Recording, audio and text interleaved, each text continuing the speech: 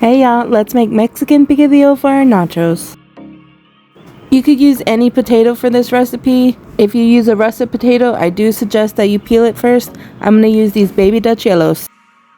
Now let's chop them up in 1/2 inch pieces.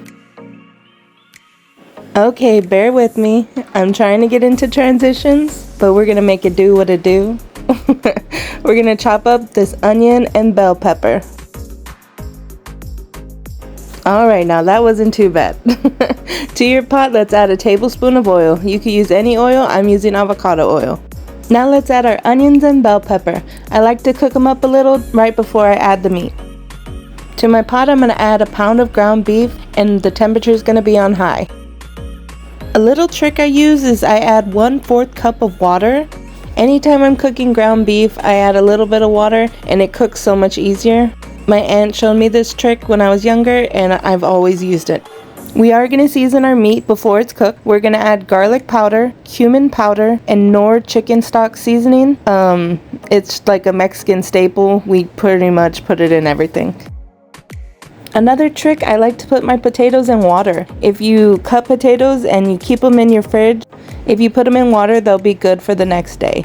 My ground beef is ready. I did get rid of some of the oil, but I am keeping some of it because it's going to help cook our potatoes. Let's add them.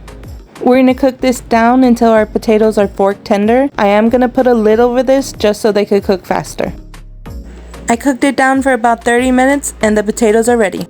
You could stop here, season it a little more and eat it like that, but we're going to make it into a guisado. I'm adding 1 can of tomato sauce. I'm going to season one more time with garlic powder, cumin powder, and Knorr chicken stock seasoning. Also adding some black pepper. I'm not putting salt because the Knorr chicken seasoning has enough sodium. I let that cook for another 7 minutes and it's ready. Let's plate our nachos. Tortilla chip base, check. Picadillo on top of chips, check.